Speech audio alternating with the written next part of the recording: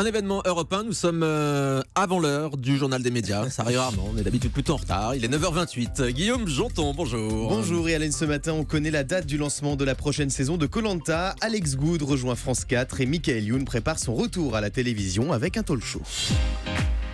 Allez, on connaît la date du lancement de la prochaine saison de Koh-Lanta. Et c'est le vendredi 10 mars prochain que Denis Brognard donnera le coup d'envoi de cette 21e saison, seulement 3 mois après la finale de l'édition précédente. Une saison placée sous le signe de la nouveauté puisqu'une nouvelle tribu fera son apparition et s'envolera pour le Cambodge, les Bleus qui viendront concurrencer les Jaunes et les Rouges. Alors lequel des 18 participants remportera l'aventure? Le suspense est insoutenable. Vous le faites bien. Vous avez vu? Christophe de Chavannes évoque ses futurs projets. À quelques jours du grand lancement du jeu The Wall, l'animateur de TF1 fait le point sur ses projets dans une interview accordée à Média Plus. En tant que producteur, Christophe de Chavannes annonce avoir produit 5 documentaires diffusés prochainement en plus des access de TF1. Côté animation, l'ex-présentateur de Coucou c'est nous affirme qu'il ne mourra pas sans avoir refait un talk show.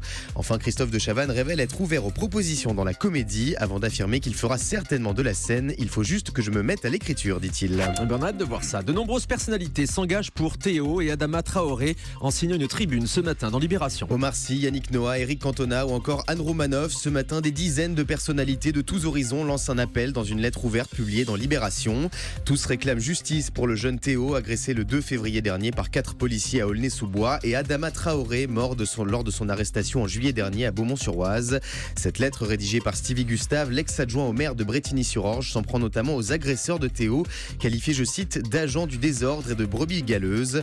Ces signataires proposent plusieurs pistes pour endiguer ces violences policières, parmi elles le vouvoiement systématique lors des contrôles ou encore l'utilisation des caméras piétons par les policiers. On en parlait lundi matin dans cette émission. Alex Good, qui a remporté le grand concours des animateurs samedi soir, n'avait plus d'émission. Je vous annonçais qu'il allait faire son retour à la télé. Eh bien, on sait où ce matin? Et oui, c'est sur France 4. L'ancien animateur de La France a un incroyable talent et roi des jeux de mots va bientôt faire son retour sur le petit écran avec une nouvelle émission sur France 4. Selon Le Parisien, la chaîne du service public lui a confié la présentation de Vous pouvez répéter la question, un jeu dans lequel 2 familles composées d'enfants de 7 à 11 ans et de leurs parents doivent répondre à 6 questions que tout le monde se pose. Sur le plateau, 2 duos d'humoristes dont Arnaud de Samer et Ben proposeront chacun une réponse sous forme de sketch, mais une seule est correcte. La première diffusion de ce format allemand adapté par la productrice Catherine Barma est prévue pour le mi-avril. Vous pouvez répéter la question? C'était un sketch des inconnus, si je me souviens bien. Télémagouille. Télémagouille. Avec Télémagouille, on s'en met plein les fouilles. Michael Youn prépare son grand retour à la télévision. 15 ans après ses frasques mythiques dans le Morning Live d'M6, Michael Youn annonce dans Gala qu'il sera très prochainement de retour à la télévision dans un talk show en deuxième partie de soirée.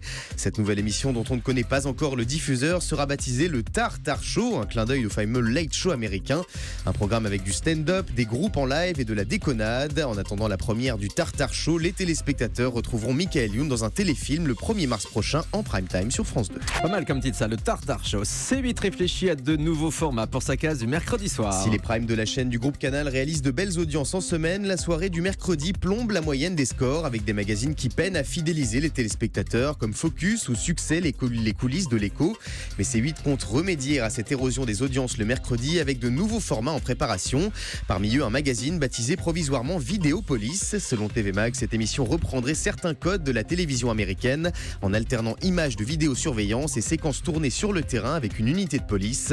Un autre projet d'émission de faits divers a également été lancé, toujours pour cette case du mercredi soir sur C8. Pourtant, il y en a déjà partout des émissions de faits divers. Toujours sur C8, une nouvelle chroniqueuse de Touche pas à mon poste aura bientôt droit à son propre prime. En décembre dernier, sur le plateau de TPMP, la chroniqueuse Capucine Anave remportait un prime time grâce à un jeu de hasard. Et Cyril Hanouna a tenu sa promesse puisque le 10 mars prochain à 21h, la jeune femme présentera sa toute première émission en solo, baptisée le Prime à Capu. Durant cette soirée, elle proposera aux téléspectateurs de se délecter des plus gros malaises à la télévision. Voilà, en espérant que l'ensemble de son émission ne soit pas contenu dans le concept. Un quotidien algérien piégé par le Gorafi. Le Gorafi, c'est ce site d'information parodique qui fait beaucoup rire les internautes et qui parfois se fait reprendre par certains médias un peu naïfs, notamment à l'étranger. La dernière victime des blagues du Gorafi en date, le quotidien algérien El Hayat, qui a repris en une un scoop factice du Gorafi, affirmant que Marine Le Pen propose d'entourer la France d'un mur payé par l'Algérie, en référence au mur entre le Mexique et les États-Unis voulu par Donald Trump. Un canular dont le média parodique s'est félicité sur son compte Twitter. Voilà, toujours vérifié. vérifier les informations. On termine avec le chiffre du jour. 30, comme les 30 ans d'M6, la chaîne va fêter ce bel anniversaire comme il se doit avec un prime time spécial diffusé le 7 mars prochain avec Karine Le Marchand et Stéphane Plaza à l'animation. Ils accueilleront plusieurs personnalités actuelles d'M6 comme Christina Cordula, David Ginola, Stéphane Rothenberg ou encore Bernard de la Villardière, mais aussi des célébrités qui ont fait leur début sur la 6, dont M. Pokora, Christophe Willem ou encore Michael Youn. Michael Youn, c'était dans le Morning Live. Ouais. M. Pokora révélé Popstar. par Popstar dans la deuxième saison. Deuxième saison, si je me les souviens Link bien. Up. Et Christophe Willem révélé dans Nouvelle Star. Comme ça, qu'est-ce que j'y peux, c'est comme ça, qu'est-ce que j'y peux. Faudrait savoir ce que tu veux, faudrait savoir ce que tu veux. Quand je serai grand, ça sera facile. Enfin, je saurai qui je suis. Oui, mais en attendant, je me défile. C'est vrai, je me dérobe et je me fuis. Quel talent, Christophe Willem. On La entend tortue. un petit peu. Oui, c'était son surnom, donné Dans par Marianne l'émission. James dans Nouvelle Star. On entend un petit peu moins parler en ce Ouais, moment. c'est J'espère dommage. qu'il prépare un nouveau disque. En tout cas, c'était un gros succès à l'époque. Il sera donc sur la spéciale des 30 ans d'M6.